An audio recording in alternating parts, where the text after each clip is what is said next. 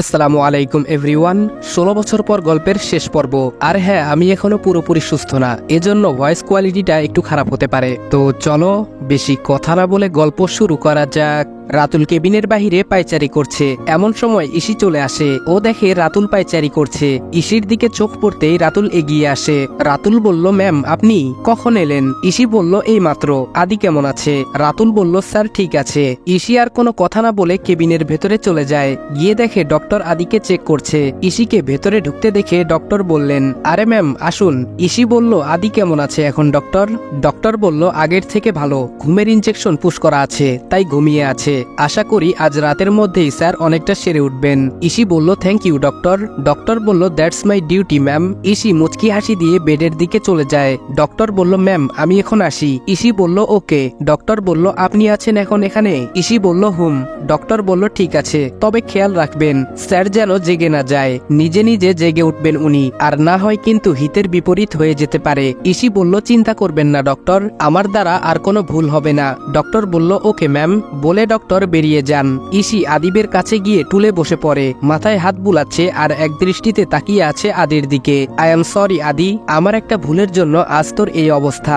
আমি যদি সেদিন এই ভুলটা না করতাম তাহলে জানি না আমি আর কোনোদিন জানতে পারতাম কিনা যে তুই আমাদের হারিয়ে যাওয়া আদি। কিন্তু তবুও ভালো ছিল জানিস তো, সারা জীবন না হয় তোকে খুঁজেই বেড়াতাম, এটাই ভালো ছিল রে। তোকে এই অবস্থায় দেখতে আমার একটুও ভালো লাগছে না, বিশ্বাস কর, খুব কষ্ট হচ্ছে আমার। প্লিজ আদি তুই ওঠ। দেখ কেসটা এখনো আমরা শেষ করতে পারিনি, অথচ বোকা আমি সেদিন তোকে গুলি করে ভেবেছিলাম পেয়ে গেছি আসল কালপ্রিট, কিন্তু এখনো পারলাম না শেষ করতে। আদি ওঠ না প্লিজ, আমরা একসাথে কাজ করব, একসঙ্গে আসামিকে ধরবো। ইসি একাই পাগলের মতো বকতে থাকে এসব। ইসি এখনো আদির পাশেই বসে আছে। হঠাৎ ওর ফোনে অচেনা একটা নাম্বার থেকে কল আসে। ইসি বলল, হ্যালো, কে বলছেন? অপর পাশের কথা শুনে ফোনটা কেটে ইসি কেবিন থেকে বেরিয়ে পড়ে, কিন্তু বাহিরে এসে রাতুলকে পায় না। তাই সে একজন নার্সকে জিজ্ঞেস করে রাতুল কোথায়। নার্স মহিলাটি জানায় রাতুল নাকি ওয়াশরুমে গেছে। ইসি বলল, ওকে, উনি ফিরলে বলবেন আমি চলে গেছি, উনি যেন স্যারের খেয়াল রাখে। নার্স বলল, ওকে ম্যাম। ইসি নার্সের সাথে কথা বলে বেরিয়ে যায়। আর অন্যদিকে কিছুক্ষণ আগে রাতুলের ফোনে কারো কল চলে আসায় সে ইসিকে কিছু বলার সময় পায়নি, ফোন কানে নিয়ে ছুটে বেরিয়ে যায়। হাসপাতালে এখন কেউ নেই, আদি একা শুয়ে আছে বেডে। রাতুলকে যেখানে যেতে বলা হয় রাতুল কিছুক্ষণের মধ্যে পৌঁছে যায় সেখানে, কিন্তু এখানে কেউ নেই, খালি নিস্তব্ধ জায়গা। রাতুল অবাক হয়ে যায়। সে পকেট থেকে ফোন বের করে ফোন আসা নাম্বারে ট্রাই করতে থাকে, কিন্তু নাম্বারটি বন্ধ। সে পড়ে যায় মহাচিন্তায়। হঠাৎ মনে পড়ে তার হাসপাতালের কথা। রাতুল বলল, সর্বনাশ। রাতুল ইতোমধ্যে বুঝতে পারে এটা কারো চাল, ওকে হাসপাতাল থেকে বের করার জন্য। রাতুল ফোনটা নিয়ে কাউকে কল করতে যাবে, তার আগেই মাথায় ভারী কিছুর আঘাত অনুভব করে নিচে পড়ে যায়। এদিকে সুজন আদির খোঁজ করার জন্য রাতুলকে ফোন দেয়। একবার রিং হওয়ার পর ফোন অফ দেখায়, বারবার ট্রাই করার পরেও পায় না। সুজনকে চিন্তিত দেখে অগ্নি বলল, কি ব্যাপার স্যার, চিন্তিত মনে হচ্ছে আপনাকে? সুজন বলল, রাতুল ফোন তুলছে না, টেনশন হচ্ছে খুব। নীরব বলল, স্যার ইশিতা জামানকে একটা কল করে দেখুন। কিছুক্ষণ আগে রাতুলের সাথে কথা হয়, ও জানায় উনি নাকি গেছেন হাসপাতালে। সুজন বলল, গুড, আমি ট্রাই করে দেখি। সুজন অনেকবার ইসিকে ট্রাই করে কিন্তু কোনো কাজ হয় না। এবার বিরক্তি আর চিন্তার ছাপ ফুটে ওঠে সুজনের মুখে। আয়াস বলল, কি ব্যাপার স্যার? সুজন বলল, ইশিতার ফোনও একই অবস্থা। অগ্নি বলল, মানে? সুজন বলল, আমাদের এক্ষুনি হাসপাতালে যেতে হবে। নীরব, অগ্নি তোমরা এদিকটা দেখো, আমরা আসছি। আয়াস বলল, লেটস গো। দুজন বেরিয়ে পড়ে হাসপাতালের উদ্দেশ্যে। হ্যালো বন্ধুরা, আজ আমি ওয়ানেক্স নামের একটি অ্যাপ সম্পর্কে বলছি, যেটি সবচেয়ে বিশ্বস্ত। বিখ্যাত পিএসজি ও সিরিয়া এখানে স্পন্সর। এশিয়া কাপ চলছে, এটাই ক্রিকেট প্রেমীদের জন্য দুর্দান্ত সুযোগ। এখানে সমস্ত ক্রিকেট, ফুটবল ও অন্যান্য ম্যাচের ফলাফল এবং ম্যাচটি লাইভ দেখতে পারবে ও স্কোরের ভবিষ্যৎবাণী করে নগদ জিততে পারবে, যেমন কোন দল জিতবে, কত রান করবে ইত্যাদি। এছাড়াও এখানে রয়েছে বর্তমানে বিখ্যাত চিকেন রোড ও ক্রাশ গেম সহ বিভিন্ন ধরনের গেমস, যেগুলো খেলে রয়েছে খুব সহজেই অর্থ জেতার সম্ভাবনা। তোমরা কি নতুন? তাহলে মাত্র 300 দিয়ে তোমরা এখানে খেলা শুরু করতে পারো। BMW গাড়ি, আইফোন, ল্যাপটপ, অন্যান্য পুরস্কার রয়েছে প্রত্যেক দিন। তবে আমার সাবস্ক্রাইবাররা রেজিস্ট্রেশন করার সময় আমার প্রচার কোড অনফায়ার ব্যবহার করলে প্রথম জমাতে পাবে 12,000 পর্যন্ত ও ফ্রি স্পিন। পেটিএম ব্যাংক, বিকাশ, নগদ, রকেট এবং অন্যান্য সহজ পদ্ধতির মাধ্যমে 1 মিনিটে জেতা রাশি নিজের অ্যাকাউন্টে নিতে পারবে। তাহলে আর দেরি কিসের? পিন কমেন্টের লিঙ্ক থেকে অথবা গুগলে ওয়ানেক্স বেট সার্চ করে আমার দেওয়া প্রোমো কোড অনফায়ার ব্যবহার করে রেজিস্ট্রেশন করো এবং বোনাস পাও। হাসপাতালে আদি এখন একাই। নার্স মহিলাটি কাউকে ইশারায় ভেতরে আসতে বলে। সেই লোকটি ভেতরে ঢুকে কেবিনের দরজা বন্ধ করে দেয়। এদিকে সুজন আর আয়াস দুজনেই বাইক নিয়ে হাসপাতালের দিকে আসছে। বেশ অনেকক্ষণ পর তারা হাসপাতালে পৌঁছে যায়। হাসপাতালে এসে কাউকে দেখতে পায় না কেবিনের বাহিরে, তাই তাড়াতাড়ি ভেতরে ঢুকে যায় দুজন। আর ভেতরে যা দেখে তা দেখে দুজনেই অবাক হয়ে যায়। কিছুক্ষণ অবাক থেকে মুহূর্তেই ছুটে যায় আর আদিকে ধরে বেডে তুলে শোয়ায়। সুজন ডক্টর ডক্টর বলে চিৎকার করতে থাকে। সুজনের চিৎকারে ডাক্তার দৌড়ে এসে কেবিনে ঢুকলে আয়াস ডাক্তারের কলার চেপে ধরে। আয়াস বলল, কোথায় থাকেন আপনারা? ডাক্তার বলল, সরি স্যার। সুজন বলল, হোয়াট সরি? আপনারা ভাবতে পারছেন কি হতে পারত যদি আমরা সময়ে পৌঁছাতে না পারতাম। ডাক্তার বলল, প্লিজ আমাকে একটু দেখতে দিন বলে ডাক্তার এগিয়ে যায় আর দুজন নার্স এসে ডাক্তারকে সাহায্য করে। আদিকে ঠিক করে শোয়ানোর পর আদি বলল, সুজন শান্ত হ। অনেকটা হাঁপাতে হাঁপাতে কথাটা বলে আদি। নিজে নিজে আবার উঠে বসার চেষ্টা করতে থাকে সে। ডাক্তার বলল, প্লিজ স্যার উঠবেন না। ডাক্তারের কথা শুনে আয়াস আবারও রেগে যায় ডাক্তারের উপর। আয়াস বলল, এতটা দায়িত্বহীন কেন আপনারা? আমি আপনাদের বিরুদ্ধে এখনই ব্যবস্থা নিচ্ছি। কথাটা বলে সে সুজনের দিকে তাকায়। সুজন হ্যাঁ সূচক সম্মতি জানালে পকেট থেকে আয়াস ফোন বের করতে যাবে, তখনই হাত ধরে ফেলেন ডাক্তার সাহেব। ডাক্তার বলল, প্লিজ স্যার এমন কিছু করবেন না। সুজন বলল, করবে না মানে? আজকে আপনাদের দায়িত্বহীনতার জন্য কি হতে পারত বুঝতে পারছেন? ডাক্তার বলল, স্যার আমি। সুজন বলল, একদম চুপ, আপনার কোনো বাহানা আমি শুনতে চাই না। আদি বলল, থাম সুজন। আয়াস শান্ত হও। আয়াস বলল, কি বলছেন স্যার? আদি বলল, সিন ক্রিয়েট করো না, আমার কিছু হয়নি। সুজন বলল, হতে পারত। আদি এভাবে অনেকক্ষণ ধরে সুজন আর আয়াসকে বুঝিয়ে শান্ত করে। সুজন বলল, কে এসেছিল ভেতরে? আদি বলল, চিনতে পারিনি, আমার চোখ মেলতেই দেখতে পাই আমাকে আক্রমণ করতে আসছিল। অনেক ধস্তাধস্তির পর হঠাৎ না পেরে পালিয়ে যায়। সুজন বলল, ধস্তাধস্তি মানে? সুজন অবাক হয়ে উঠে ডাক্তারের সামনে চলে আসে। সুজন বলল, ধস্তাধস্তি মানে কি? এখানে এত সব কাণ্ড হয়ে যাচ্ছে আর আপনারা কিছু টের পাননি? ডাক্তার বলল, স্যার এখানে তো একজন নার্স দায়িত্বে ছিলেন। আয়াস বলল, কোথায় সে? তারপর পুরো হাসপাতালেও সেই নার্সকে খুঁজে পাওয়া যায় না। আদি বলল, বাদ দে, নার্স পালিয়ে গেছে। এর মধ্যে হাসপাতালে বাড়ির লোক পৌঁছে যায়। সবাই বেশ উত্তেজিত। ডাক্তারের দিকে অগ্নিদৃষ্টিতে তাকিয়ে আছেন ভাইয়া। সুজন ভাইয়াকে গিয়ে বলেন কিছু না বলার জন্য, কারণ আদি বারণ করেছে। আদি সবাইকে দেখে অবাক হয়ে যায়। সুজন বলল, অবাক হওয়ার কিছু নেই, সবাই সবটা জেনে গেছে। আদি বোকার মতো তাকিয়ে থাকে সবার দিকে, কিন্তু কেউ কিছু বলে না। আর আদিও কিছু বলে না, শুধু তাকিয়ে থাকে। বাবা কিছু বলতে যাবেন তার আগেই সুজন বলে, রাতুল এবং ঈশিতার কোনো খোঁজ এখনো পাওয়া যায়নি। সুজন কথাটা আয়াসকে উদ্দেশ্য করে বলে, কিন্তু সে খেয়াল করে সবাই ওর দিকে অবাক হয়ে তাকিয়ে আছে। আদি বলল, কি হয়েছে? সুজন বলল, তেমন কিছু না। আদি বলল, দেখ মিথ্যে বলিস না। আয়াস বলল, স্যার প্লিজ উত্তেজিত হবেন না, আমি বলছি। আয়াস আদিকে সবটা খুলে বলে। আদি বলল, কি বলছো কি তোমরা? দুজন মানুষের খোঁজ পাওয়া যাচ্ছে না আর তোমরা আমাকে জানানোর প্রয়োজন মনে করছো না? সুজন বলল, তুই তো এতদিন সুস্থ ছিলি না। আদি কিছু না বলেই হাতের স্যালাইন অন্যান্য মেশিন খুলে উঠে দাঁড়ায়। বাবা বলল, আদি কি করছিস তুই বাবা? আদি বলল, প্লিজ আমাকে যেতে হবে। ভাইয়া বলল, ভাই কোথায় যাবি তুই? তুই তো ঠিক মতো দাঁড়াতেই পারছিস না। এর মধ্যে আদির মা আর নিশি দুজনেই ভেতরে ঢুকে। ওরা আসেনি আগে। মা বলল, কি ব্যাপার আদি, কোথায় যাচ্ছিস বাবা? আদি বলল, এখন সময় নেই, আমি আসছি। সবাই অবাক হয়ে ওর বেরিয়ে যাওয়ার দিকে তাকিয়ে থাকে।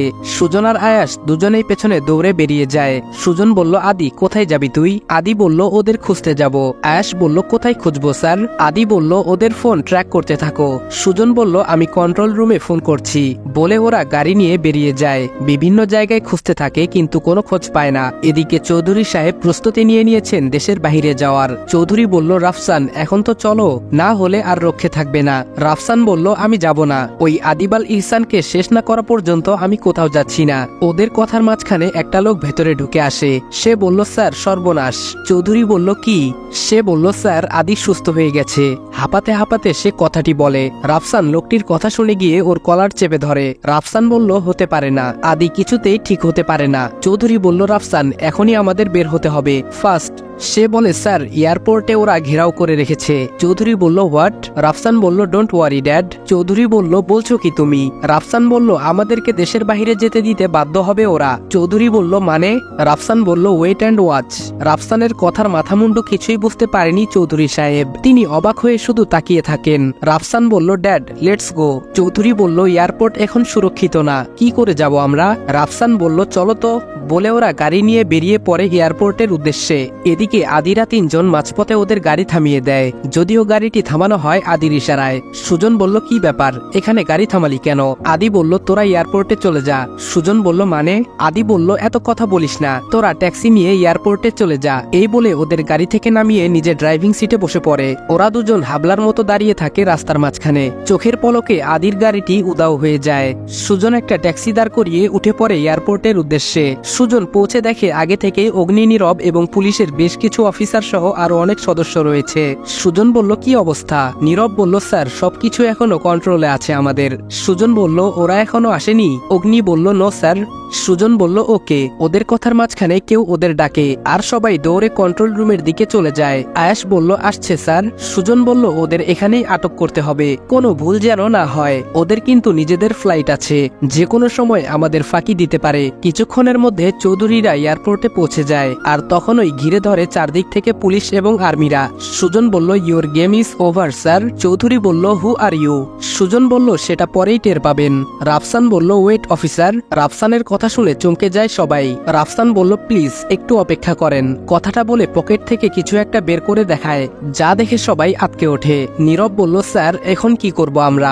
সুজন বলল বুঝতে পারছি না। রাফসান বলল হেই অফিসার হারি আপ। সুজন শুধু চোখটা পাকিয়ে তাকায় রাফসানের দিকে। এর মধ্যে এয়ারপোর্টের ভেতরে কারো প্রবেশ ঘটে, যা দেখে একজন ছাড়া বাকি সবাই অবাকের চরম সীমায় গিয়ে হোঁচট খায়। রাফসান বলল বাহ, এসে গেছে আমাদের নাটের গুরু। হাসপাতাল থেকে উঠে সোজা এখানে চলে এলি মরতে?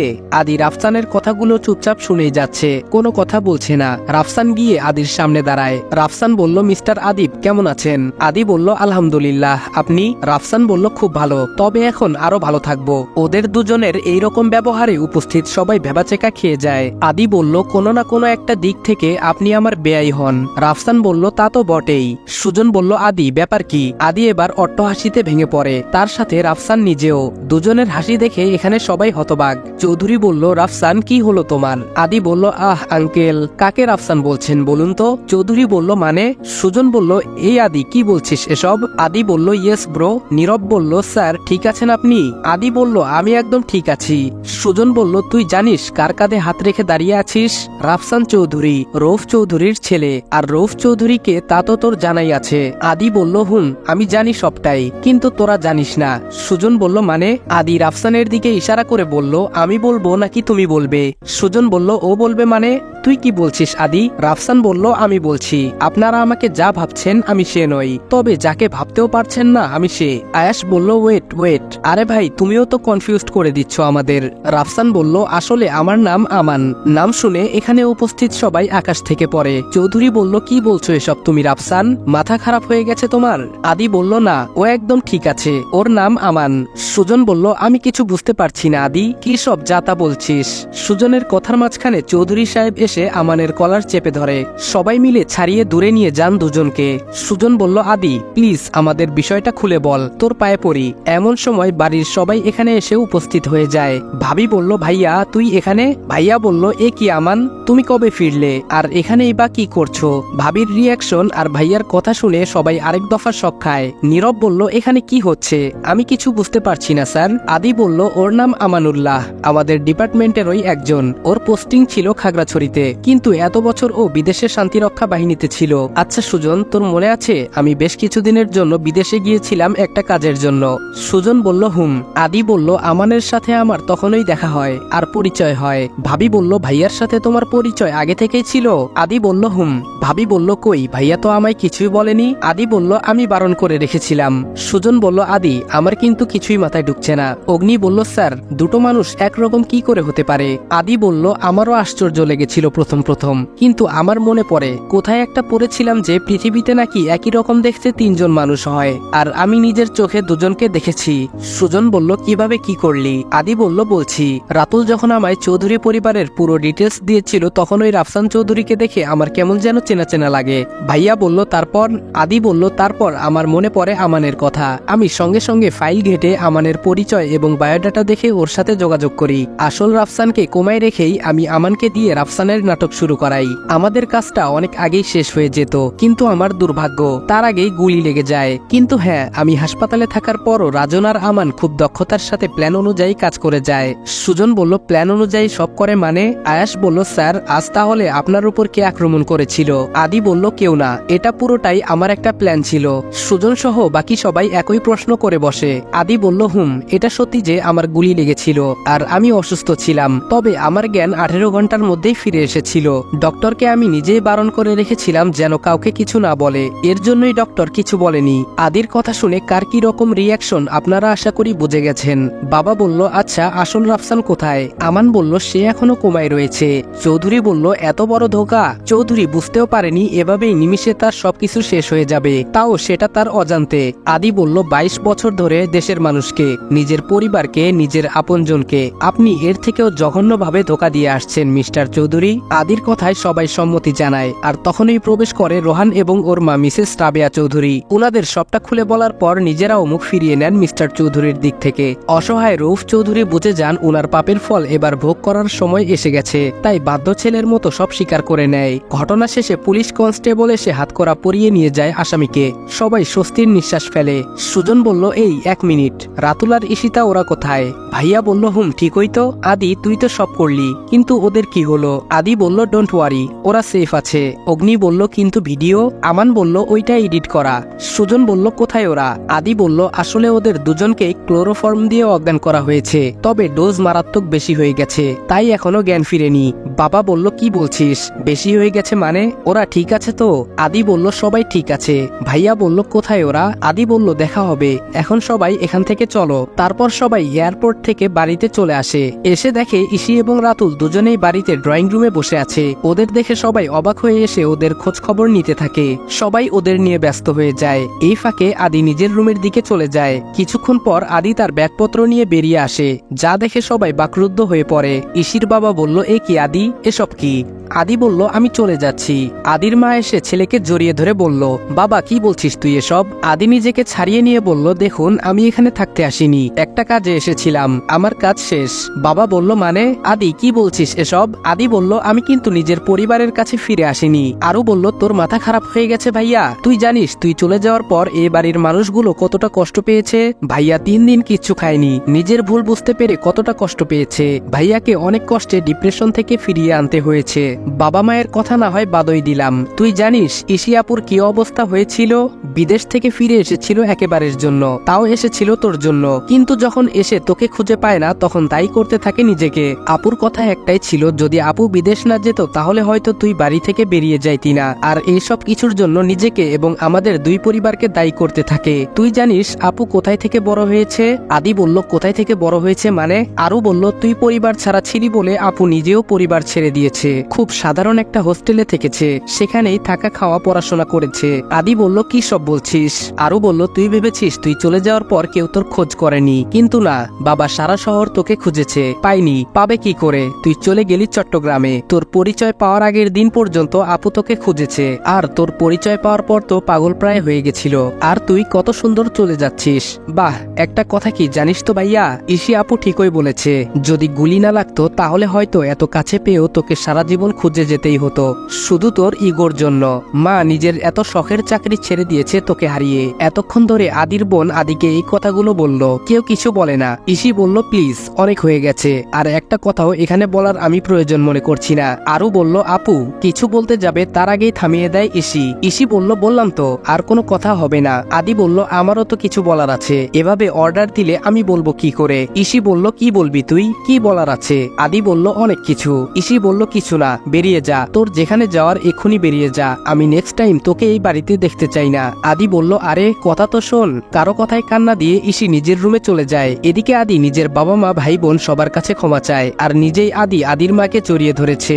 এই প্রথমবার সে তার ভাইয়ার বুকে মাথা রাখতে পেরেছে। এভাবে কিছুক্ষণ চলার পর ভাবি বলে, আদি তোমার একবার ইসির কাছে ক্ষমা চাওয়া উচিত। ভাইয়া বলল, তোকে হারিয়ে সব থেকে বেশি কষ্ট কিন্তু ইসি পেয়েছে। আদি বলল, যাচ্ছি। আদি চলে আসে উপরে, ইসির রুমের দিকে ভয়ে ভয়ে পা বাড়ায়, কিন্তু সেখানে দেখে ইসি নেই। ব্যাপার কি, গেল কোথায়? আদি মনে মনে ভাবে হয়তো ছাদে আছে, তাই সে ছাদের দিকে যাবে সে সময় চোখ যায় নিজের রুম মানে আদির আগের রুমের দিকে। দরজায় উকি মেরে দেখে ইসি এখানেই বসে আছে। তাই আদি গুটি গুটি পায়ে ভেতরে প্রবেশ করে। কারো প্রবেশ টের পেয়ে ইসি বুঝে যায় কে এসেছে, তাই না ঘুরেই বলে কারো রুমে আসতে গেলে নক করে আসা লাগে, এইটুকু কমন সেন্স নেই? আদি বলল যাহ বাবা, আমার ঘরে আমি নক করে আসবো কোন দুঃখে শুনি? ইসি বলল আপনার ঘর মানে? আদি বলল আমার ঘর। ইসি বলল কিন্তু আপনি তো এই বাড়ির কেউ না, আপনার পরিচয় আপনি একজন আর্মি অফিসার, আর এই ঘরটা এই বাড়ির ছোট ছেলের। আদি বলল আমি এই বাড়ির ছোট ছেলে ম্যাডাম। ইসি বলল আমি মানি না। আদি বলল আচ্ছা ঠিক আছে, আমার পরিচয় যখন আর্মি অফিসার তেমনি আপনিও তো পুলিশ অফিসার, তাহলে এই বাড়ির ছোট ছেলের রুমে কি করেন? ইসি বলল তার কৈফিয়ত কি আপনাকে দিতে হবে? আদি বলল ইসি বলল আমার ইচ্ছে হয় তাই আসি। আদি বলল আমারও তাই। ইসি একটা আঙ্গুল আদির দিকে তুলে বলে দেখ আদি, আমার ঝগড়া করার কোনো ইচ্ছে নেই। আদি বলল আমার আছে নাকি, বলে ইসির আঙ্গুল ধরে টান মেরে নিজের কাছে নিয়ে আসে, এতটাই কাছে যে আদির গরম নিঃশ্বাস ইসির মুখের উপর পড়ছে। ইসি বলল ছাড়। আদির কোনো হুঁশ নেই, কেমন যেন একটা নেশার ঘরে আছে। ইসি বলল আদি কোথায় হারিয়ে গেলি, ছাড় না প্লিজ, লাগছে তো আমার। ইসির চিৎকারে ঘোর কাটে আদির। আদি বলল সরি সরি বলে আদি ইসিকে ছেড়ে দেয়। আদি আবারও এগিয়ে গিয়ে ইসির সামনে দাঁড়ায়, ওর দু কাঁধে হাত রেখে বলে আচ্ছা ইসি, তুই আমার উপর অনেক রেগে আছিস তাই না? ইসি বলল কেন? আদি বলল ওই যে আমি তোদের থেকে নিজেকে আড়াল করে রেখেছি, আজকে চলে যাচ্ছিলাম আর সবাইকে কত কষ্ট দিলাম। ইসি বলল ধুর, রাগ করবো কেন, তুই জানিস না আদি, তোকে ফিরে পেয়ে সবাই কতটা খুশি। আদি বলল তুই? ইসি বলল আমার জীবনে সবচেয়ে সেরা গিফট পেয়ে গেছি, তুই চলে যাওয়ার পর আমি কারো কাছ থেকে কোনো গিফট নেইনি, শুধু সবসময় তোকে ফিরে পেতে চেয়েছি, কারণ তুই আমার সেরা গিফট। আদি বলল তাই? ইসি বলল আদি বলল আই এম সরি। ইসি বলল কেন? আদি বলল এতদিন কষ্ট দেওয়ার জন্য। ইসি বলল সরি তো আমার তোকে বলা উচিত, কারণ আমি তোকে ফিরে পেয়ে আবারও হারাতে বসেছিলাম আমার নিজের দোষে। আদি বলল তুই তোর দায়িত্ব পালন করেছিস, তবে হ্যাঁ সরি তোর বলা উচিত। ইসি বলল আমি জানি, আই এম সরি আদি। আদি বলল না আমাকে না। ইসি বলল তাহলে? আদি বলল সবার কাছে, সবাই আমার জন্য যতটা কষ্ট পেয়েছে তার থেকে বেশি কষ্ট তোর জন্য পেয়েছে, কারণ আমি তো হারিয়ে গিয়েছিলাম আর তুই তো থেকেও ছিলি না, তোর জন্য অনেক কেঁদেছে সবাই, আমি এখানে আসার পর নোটিশ করেছি। ইসি বলল কিন্তু আমার কিছু ভালো লাগেনি, আমি জাস্ট কাউকে সহ্য করতে পারতাম না। আদি বলল এখন নিচে চল, সবাই আছে, আমাদের উচিত সবার কাছে ক্ষমা চাওয়া। আদির কথা মতো ইসি নিচে চলে আসে, এসে দেখে সবাই আছে নিচে। ইসি আর আদিকে একসাথে দেখে সবাই বেশ খুশি হয়। নিশি বলল উফ আপি, তোদের দুজনকে একসাথে যা লাগছে না। নিশির কথায় আদি আর ইসি দুজনেই লজ্জা পেয়ে যায়। এতক্ষণ আদি ওর হাত ধরেছিল, হঠাৎ করে ইসি হাতটা ছাড়িয়ে নেয়। বাবা বলল আজ আমাদের বাড়িটা পরিপূর্ণ মনে হচ্ছে, আল্লাহর কাছে প্রার্থনা সবসময় যেন এইরকম থাকে। আঙ্কেল বলল আচ্ছা তোরা দুজন আবার চলে যাবি না তো বাড়ি ছেড়ে? ইসি বলল না বাবা, কোথাও যাব না। আঙ্কেল বলল কি? এত বছর পর নিজের মেয়ের মুখে বাবা ডাক শুনে খুশিতে চোখে পানি চলে আসে। আদি পেছনে এসে উনার কাঁধে হাত রেখে ভরসা দেয়। বাড়ির সবাই আনন্দে মেতে উঠে। এভাবেই চলতে থাকে তাদের বাকি জীবন। সবাই দোয়া করবেন যেন সবসময় সবাই এভাবে মিলেমিশে থাকতে পারে। আসসালামু আলাইকুম এভরিওয়ান, 16 বছর পর গল্প এখানে শেষ করলাম।